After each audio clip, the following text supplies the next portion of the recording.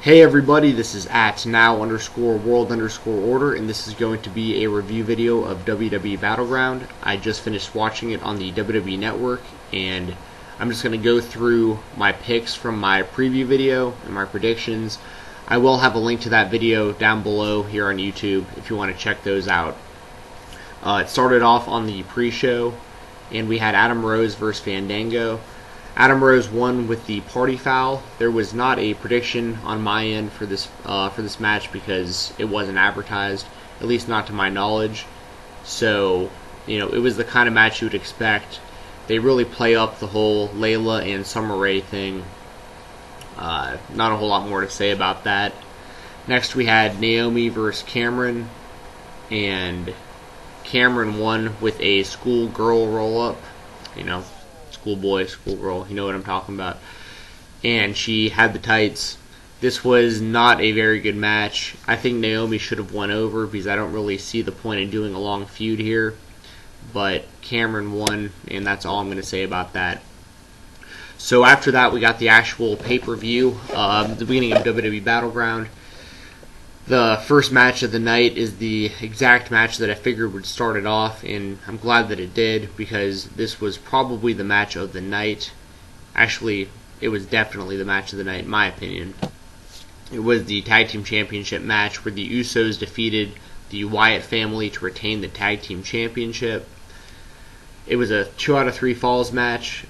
Luke Harper won the first fall for the Wyatts with a devastating big boot. It happened real early in the match.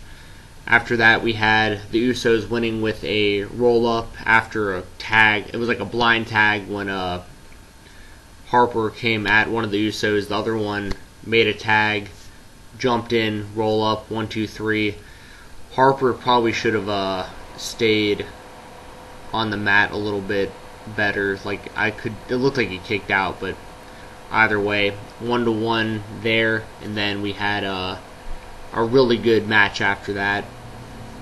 The 2 out of 3 fall stipulation, I guess, added to it, but I would have rather just seen them do that same exact match without any pinfalls until the very end, and I would have ended it the same way. The Usos did a double splash off the same turnbuckle at the same time.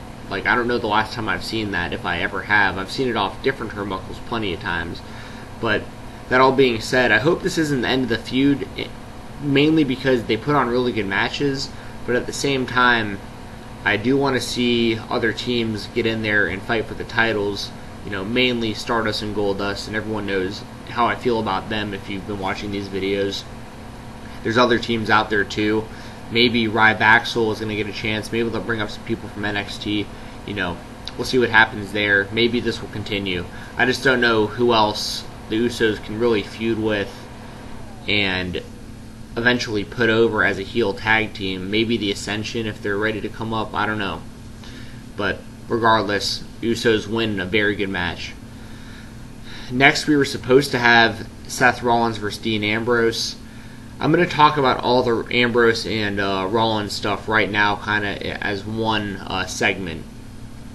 So technically Rollins defeated Ambrose by forfeit, but the match never actually took place. Rollins was doing an interview in the back.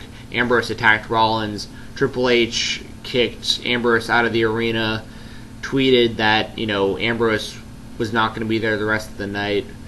Yada yada yada.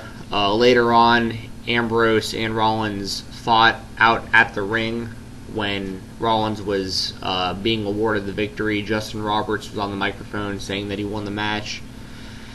And then he got kicked out again after being separated by security. And then later on, in the third segment where Ambrose was supposed to have been banned from the arena, he pops out of the back of Seth Rollins' trunk of his car and attacks Rollins in the parking lot. This really reminds me a lot of classic Stone Cold Steve Austin stuff, where he would get kicked out of arenas and keep coming back, and you would keep hearing the crowd pop louder and louder. And I think Ambrose has what it takes to be the top guy. I've made a lot of videos and stuff about how good I think Ambrose is. I think he might be the most over babyface right now in the company. and they should really just let him loose and really do his thing, because he can be huge for that company. I've been saying it since day one, even before day one. So that all being said, I was really bummed this match didn't happen. But on one hand, I understand like this is going to be a big money match for SummerSlam, but you're also trying to attract fans to the WWE Network, and like this was an advertised match, so that is what bothered me. This was the match I was looking forward to most on the whole show. Granted, they've sucked me in because obviously I'm even more looking forward to seeing them get their hands on each other in an actual match, and I'm sure that's going to happen at SummerSlam. Next, we had AJ Lee defeating Paige via a Shining Wizard, and she retained the Divas Championship. This match is exactly what you would expect out of the two. It was okay, nothing phenomenal, but solid enough, and that feud is for sure going to continue. Next, we had Rusev defeating Jack Swagger by countout. Basically, Swagger was working Rusev's ankles the whole match with the Patriot Lock. He locked it in a few different times. Swagger and Rusev were on the outside. Swagger had him in an ankle lock, and Rusev flung him face first into the ring post on the outside, trying to escape the Patriot Lock. Swagger's head hit the pole on I think on count 7. Rusev slides in. This makes sense from a booking standpoint because it keeps Rusev undefeated, and there will absolutely be a rematch. I'm sure this will be a big match at SummerSlam too.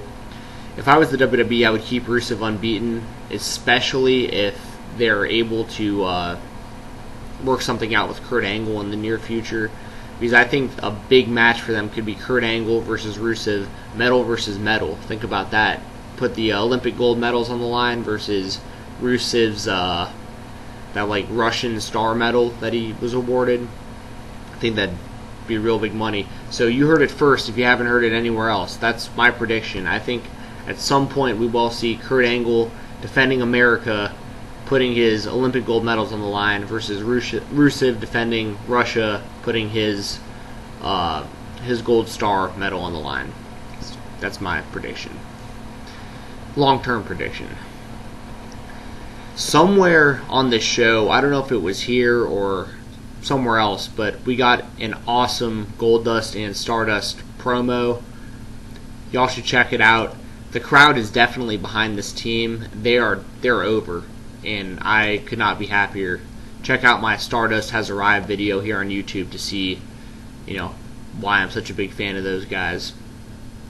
And there's a lot of other reasons too. They're entertaining, and Cody is getting more over than he ever really has as Cody Rhodes. So, good things. I'm sure that they're coming for the Tag Team Championship at some point. It's just a matter of who's holding it and what they're going to do. But they've been entertaining as hell, in my opinion, since Cody Rhodes transformed into Stardust. The next match we had was Chris Jericho defeating Bray Wyatt with the Codebreaker. I was very surprised. This was a solid match. I think the rematch will be better, and I think they'll have a blow-off, like a third match, and I think that'll be the best of the three. I'm sure there's going to be some sort of gimmicks plugged in somewhere in this feud, and I would expect Jericho to wrestle the other members of the Wyatt family also. I think this is going to be the main thing Jericho does while he's around for the short time that he will be. I talk about that in one of my previous videos. That all being said, with this match, Jericho looked really good, as he always does in his matches. He never seems to really lose a step as many times as he leaves and comes back. And this was a pretty smart thing to do, I think, because Jericho won with a Codebreaker out of nowhere, and it leaves Wyatt looking credible, like he just got caught with something. And like in the UFC, if someone were to get just dropped with a single punch, but skill wise it's a lot more even than that. Look at Junior Dos Santos versus Cain Velasquez, their first fight, for instance. So it keeps Wyatt looking credible, and at the same time it establishes Jericho again as everyone knows as a top tier talent in the WWE. You know, like I said, no matter how many times he comes and goes, he can pick up right where he left off anywhere on the card. After that, we had The Miz winning the Intercontinental Championship in a 20-man over-the-top rope battle royal. He basically hit on the outside of the ring the entire time and came in at the end and won. Pretty stupid in my opinion. I mean, I saw that coming from a mile away because he kept rolling under the ropes. Speaking of that, I don't know if anyone else noticed, but Alberto Del Rio slid under the ropes before Ziggler eliminated him, so technically he was never eliminated from the match. If my memory serves me correct, I could be wrong about that, but what I remember seeing was not a true elimination, so check it out, let me know. Let me know what y'all think about that. Basically, you know, it came down to Sheamus and Ziggler won the match with a sweet super kick. And then The Miz, like I said, just came out into the ring, tossed Ziggler over as he was like resting up against the rope, celebrating his victory. This is a meaningless championship, and so is the U.S. belt, unless, you know, the two of them were combined, which they absolutely should be. There should only be one mid-card championship with the structure the way it is now in the WWE. So please combine them soon. If anyone in the WWE sees this, there's no point. Unless you want to slowly, like, you know, degrade one down into, like, you know, a European championship level type belt where, you know, like lower card, like really lower card talents are fighting over it. But I don't know if that makes any sense with the roster the way that it is right now. And you know what? I haven't been talking about who I picked in the last couple matches. I think I mentioned I picked Rusev to beat Jack Swagger, and Swagger, and Rusev did beat Swagger, and I actually chose Bray Wyatt to defeat Chris Jericho. I was wrong about that. Jericho won. And I also picked Sheamus to win this match for the Intercontinental Championship because I thought that they would, in fact, combine the two championships. Because I think that's the smart thing to do. I'm not even a Sheamus fan at all. You know, I just thought he has the U.S. belt. They might as well give him both and just start fresh. But that didn't happen. The last match of the night, we had John Cena defeating Kane, Randy Orton, and Roman Reigns to retain the WWE World Heavyweight Championship. I picked John Cena to win. He did win, of course. And he won with that same attitude adjustment to Orton onto Kane, and he pinned Kane for the victory. That's actually what my exact prediction of this match was, that Cena would pin Kane. It was a decent main event. Had a few cool spots, like Orton did the roll through, like the roll under single leg Boston Crab that Lance Storm used to use as a finish. That was the best I've seen Orton look in the ring, just doing something different. I mean, he needs to add more to his arsenal because he's looked so stale the last few years. We had a spear through the barricade on the outside by Reigns to Orton, so that looked pretty sick. There was a lot of near falls also. And the overall vibe I got in that match was the WWE made Reigns look better than Cena, in my opinion, which is good for Reigns. It's very good for Reigns. They made him look like, you know, the animal of the match, that he was the top guy in there. When Cena and Reigns went one-on-one, Reigns got the better of him, hit Cena with a big spear. So we will definitely be getting Roman Reigns as our top babyface in the company at some point, but it's still just a matter of when that's going to happen. And I think it's the right move to keep Cena as the champion right now because of some stuff I'm going to talk about here at the end. My predictions on the night, I got 3 right and got 4 wrong. So, tough night for the predictions. I only got 2 right and 4 wrong if we disclude the Ambrose and Rollins match never happening. I gave myself the W there because he technically won by forfeit, but it doesn't matter either way. I was disappointed by this pay-per-view overall, to be honest. The opening match was great. Not having Ambrose and Rollins on here, like I said before, super disappointing that match didn't happen because I was really looking forward to it and it was advertised. clearly what the WWE is going with at this point, at least to all of our understanding, if you are a big wrestling fan, is we will be getting John Cena defending the World Heavyweight Championship against Brock Lesnar at SummerSlam. Paul Heyman tweeted right towards the end of Battleground that a picture of himself on a plane, supposedly heading to pick up Plan C, which we're all assuming is Brock Lesnar. And I would not be surprised at all if we saw Brock Lesnar appear on Raw tomorrow night. So, tune in for that tomorrow. I'm just going to plug a few things and I'm going to get out of here. Please subscribe to this YouTube channel. Please follow me on Twitter at NOW_WORLD_ORDER. That's at now_world_order, just like this YouTube channel. My Twitter is no longer private. So like I said in previous videos, you can follow me without me having to approve it. I will follow you back if you're a fan of wrestling, professional wrestling, mixed martial arts, or if you're a good-looking girl, that always helps too. I like y'all as well, especially if you're fans of this kind of stuff. So, for sure, hit me up if that's the case. A couple more things. DDP Yoga. I'm actually wearing a DDP Yoga shirt right now. This is a program that I have recently tried to dedicate myself to. I'm eating a lot healthier and I'm trying to ease my way into yoga. I'm not very flexible right now, and it's hard work, but they're fairly quick workouts, and I hope y'all will kind of see me slimming down a little bit throughout the duration of these videos.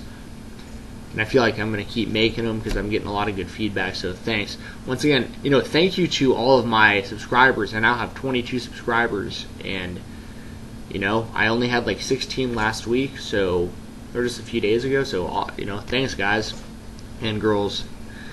And if you follow me on Twitter, please retweet my links to my videos and get the word out there. I'm trying to kind of develop a little community of people who are all like-minded, positive individuals that are into, this kind of stuff, this nerdy pro wrestling and MMA world that so many of us are in, but we need more spots to congregate over these things and express our fandom.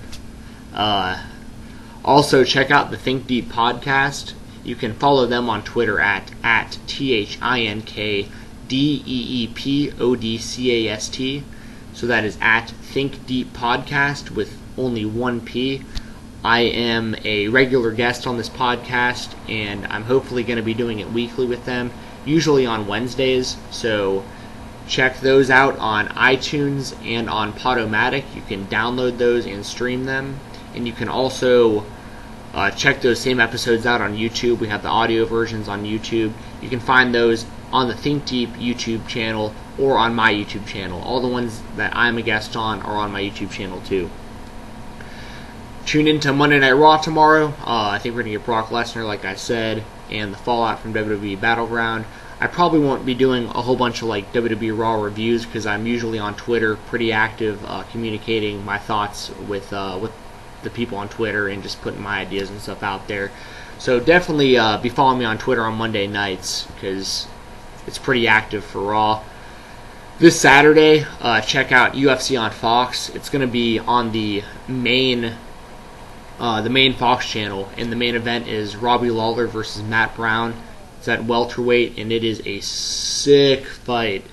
This is a dream matchup right now, especially because Brown is on, I believe, a 7-fight win streak, and Lawler came this close to beating Johnny Hendricks to win the vacant welterweight title just a few months ago, and he's been on a tear since as well. So that fight, I can't imagine that one going the distance. I'll do a full review of that, a full preview of that show first before the show. That'll be out sometime this week, so keep your eyes on this YouTube channel and check my Twitter because I'll be posting links there, and I'll do a review of that after the show as well. That'll wrap it up. Once again, thank you to everybody, and check out my stuff, check out the stuff I promote. And I don't get paid at all to do this or paid by any of the people that I plug. It's all just networking and trying to, like I said, congregate some sort of community atmosphere here for fans of professional wrestling and mixed martial arts. So y'all take it easy, be safe, have a good one, and I'll be back soon.